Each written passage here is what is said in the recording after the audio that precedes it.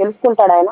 కానీ ఎందుకు నోరు మెదపలేదో నాకు అర్థం కావట్లేదు. అంటే శ్రీకాంత్ ఇప్పుడు అక్కడ ఇప్పుడు మళ్ళీ కాదండి, శ్రీకాంత్ గారి బెయిల్ రద్దు కానీ, మీ మీద ఆర్టికల్స్ రావటం కానీ, మీ మీద దుష్ప్రచారం, వీడియో లీకు, వీటన్నీ ఆ నాయకుడికి తెలిసి జరిగి ఉంటాయంటారా, తెలియకుండా జరిగి ఉంటాయా?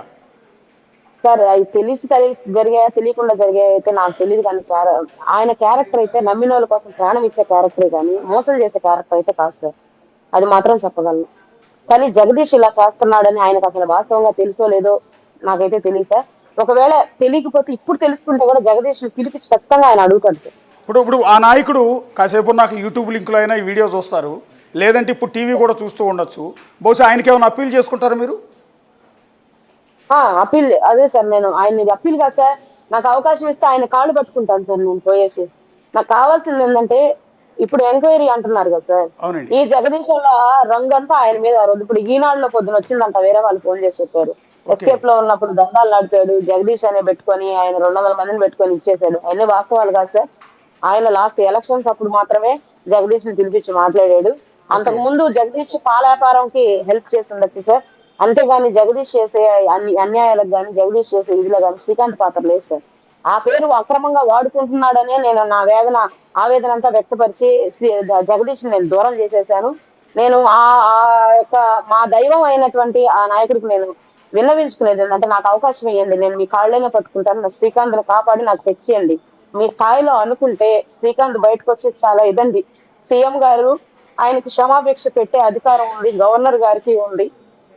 నా ప్రేమను బతికించండి. మీ రాజకీయాల్లోకి మేము ఎంటరాము, మీ రాజకీయాల్లోకి మేము రాము, అసలు మాకు వద్దు, మేము ఇక్కడి నుంచి వెళ్ళిపోయేదానికి సిద్ధంగా ఉన్నాం, మేము వెళ్ళి ఎక్కడైనా హ్యాపీగా ఏదో ఒక పని చేసుకొని బతుకుతామండి. నాకు శ్రీకాంత్ని క్షేమంగా తెచ్చివ్వండి చాలు. నిన్నటి నుంచి నాకు ములాఖాత్ కూడా ఇవ్వలేదు. శ్రీకాంత్ వాళ్ళ అన్న పొద్దుటి నుంచి జైలు దగ్గరే ఉన్నాడు.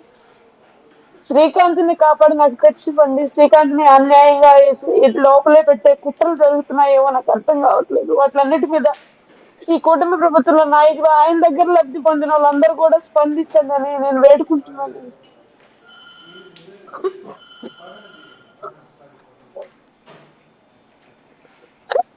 స్వర్ణ గారు, యా మీ బాధ అంతా కూడా అర్థమవుతుంది యాక్చువల్లీ.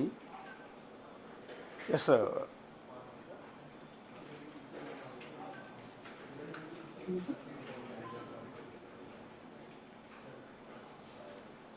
ఒకసారి ఆవిడ జగదీష్ నన్ను చంపేంత వరకు కూడా జగదీష్ నిద్రపోడండి. ఎన్ని అలిగేషన్స్ చేయించాడు ఇప్పటికి, ఓకే, ఎన్ని అలిగేషన్స్, ఎన్ని పిటిషన్లు పెట్టాడు. ఎంటైర్ డిపార్ట్మెంట్ మొత్తంలో నన్ను ఎదవం చేశాడు, శ్రీకాంత్ ని ఎదవం చేశాడు.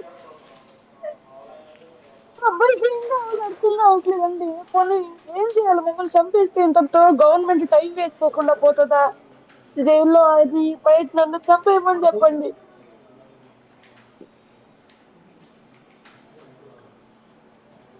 అంటే జైల్లో కూడా శ్రీకాంత్ గారికి ఏమన్నా ప్రాణహాని తలపెడతారని ఆందోళన ఉందండి మీకు? తెలియదండి నాకు జైలు వాళ్ళంటే, అంటే అంత చేతగానో నేను నాకైతే ఉందండి ప్రాణహాని. జైల్లో ఆయన జైలు వాళ్ళ సంరక్షణలో ఉంటాడు కాబట్టి ప్రాణహాని లేకుండానే ఉంటాడండి. ఆ అబ్బాయికి శ్రీకాంత్ మీద పగలేదండి, శ్రీకాంత్ మీద పగలేదు. ఆ అబ్బాయి ఎంత నైనా అడ్డామండి. ఆ అబ్బాయి చేసే ఇల్లీగల్ యాక్టివిటీస్ నేను ఖండిస్తాను. మంచి మార్గంలో నడిచే పని అయితేనే శ్రీకాంత్ దగ్గర మీరు పేరు వాడుకోండి, లేకపోతే లేదని. బయట నేనుంటాను కాబట్టి నాకు తెలుసుదండి. శ్రీకాంత్ పేరు వాడుకున్నట్టు కూడా శ్రీకాంత్ కు తెలియదు జగదీష్. ఇప్పుడు శ్రీకాంత్ పెరోల్ మీద 2 ఎమ్మెల్యేలు సంతకం పెట్టారని చెప్తున్నారండి. ఎవరు వాళ్ళు? పెరోల్ మీద పెట్టలేదండి, వాళ్ళు రెఫరెన్స్ లెటర్ మాత్రమే ఇచ్చారు. అదే రిఫరెన్స్ లెటర్ ఇచ్చింది ఎవరండి? నేను చెప్పనండి, మీరు హోమ్ లో వెరిఫై చేసుకోండి. అది నేను చెప్పనండి. నాకు భయం వేస్తుందండి, అంటే నాకు భయం వేస్తుంది, అర్థం చేసుకోండి.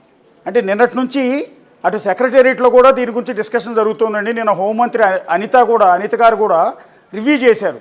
ఆవిడ అంటున్నది ఏంటంటే, నా నోటీసులో లేకుండానే ఒక 2 ఎమ్మెల్యేల సిఫార్సుతో పెరోల్ లెటర్ వచ్చింది, దాని మీద హోంశాఖ సెక్రటరీ పెరోల్ మంజూరు చేసేశారు, ఇది నాకు తెలియకుండా జరిగింది అనేది ఆవిడిస్తున్న వివరణ. దాని మీద ఎంక్వైరీ కూడా ఆదేశించారు. ఒకసారి ఎమ్మెల్యే గారు 2 ఎమ్మెల్యే గారు ఇచ్చిన లెటర్ మీద హోంమంత్రి అనిత గారే సర్క్యులేట్ రాశారండి. ఆమె సంతకం, ఆమె స్టాంప్ ప్యాడ్ వేసుంటారండి. మరి నోటీస్ లో లేకుండా ఎలా సర్క్యులేట్, నా నోటీస్ లో రాకుండా నేను ఎలా ఫైల్ సర్క్యులేట్ చేస్తానండి? ఎందుకు అదే అండి నేను చెప్పేది. ఇప్పుడు ఇవన్నీ కూడా ఎందుకు నడుస్తున్నాయి? అసలు శ్రీకాంత్ చేసిన అన్యాయం ఏంటండి అసలు? కూటమి ప్రభుత్వానికి హెల్ప్ చేయడమే అన్యాయం చేసినట్ట. అంటే కోట ప్రభుత్వానికి హెల్ప్ అంటే ఏం చేశాడండి? బేసిక్గా ఆయన మీద ఒక రౌడీ షీట్ ఉంది, ఒక మర్డర్ కేసు ఉంది శ్రీకాంత్ మీద. కూటమి ప్రభుత్వానికి లేకపోతే తెలుగుదేశం పార్టీకి ఆయన ఏం చేశాడు అంటే నాకు అర్థం కాని విషయం, అంటే జనాలందరికీ వచ్చే డౌట్ అడుగుతున్నాను నేను. జగదీష్ పార్టీ చేంజ్ అయిపోయాడండి అప్పుడు చాలా మందితో, అంటే దాదాపుగా ఒక 1000 మందితో ఆ అబ్బాయి పార్టీ చేంజ్ అయిపోయాడండి. పార్టీ ఏమయ్యాడండి? తెలుగుదేశంలోంచి వైసీపీలోకి వెళ్ళిపోయాడు. నాగల్ ప్రభాకర్ రెడ్డి సమక్షంలో 1000 మందితో జాయిన్ అయ్యాడండి అప్పుడు. ఓకే. హలో హలో హలో ఈయన శ్రీకాంత్ 1000 మందితో ఆదాల ప్రభాకర్ రెడ్డి గారి సమక్షంలో వైసీపీలో చేరారు. జగదీష్ చేరారు. Okay okay. ఆదాల ప్రభాకర్ రెడ్డి సమక్షంలో చేరాడు. ఓకే. చేరిన అతన్ని ఎలక్షన్స్ ముందో తర్వాత ఏదైతే ఉన్నాడో రిటర్న్ రావాలన్న ప్రాసెస్ లో నాకు శ్రీకాంత్ హెల్ప్ చేయాలని ఒక నాయకుడు జైలు దగ్గరికి వెళ్ళి ములాఖాత్ పెట్టి అడిగిన వెంటనే శ్రీకాంత్ పంపించాడు. ఓకే. నేను చెప్తున్నానండి, నేను బల్ల గుద్ది చెప్తున్నాను అందరికి, ఛానల్స్ వాళ్ళకి, పత్రికల వాళ్ళందరూ చెప్తున్నాను.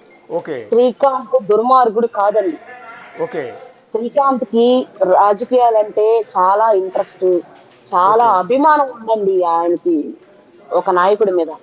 ఆ నాయకుడు ఏ పార్టీలో ఉన్నా గొడ్డు కష్టం చేసేటువంటి వ్యక్తిత్వం ఉందండి. ఓకే. నేను అడుగుతున్నానండి హోంమంత్రి గారిని, హోంమంత్రి గారు మీ ఛాంబర్ కి ఒక పెద్ద నాయకుడు వచ్చి ఆయన నాకు హెల్ప్ చేశాడు, ఎలక్షన్ చేయడానికి హెల్ప్ చేశాడు, ఆయన్ని బయటకు తేడానికి మీరు హెల్ప్ చేయండి అని ఒక ఫైల్ మీకు ఇచ్చారండి. అది నిజం కాదా అని అడుగుతున్నానండి నేను. అవన్నీ మీరు ఎందుకు వాస్తవాలు దాచిపెడుతున్నారండి? ఈ రోజు సమస్య వచ్చిందని నేను కానీ శ్రీకాంత్ వాళ్ళ ఫాదర్ కానీ ప్రిన్సిపల్ సెక్రటరీ గారు సంతకం పెట్టేసుకొని ఏమైనా ఆర్డర్ తెచ్చావా అండి నేను అడుగుతున్నాను. కాదే. అంటే ఆ పెద్ద నాయకుడే డైరెక్ట్ గా ఫైల్ తీసుకెళ్లి అనిత గారి దగ్గరికి వెళ్ళి పెట్టారు.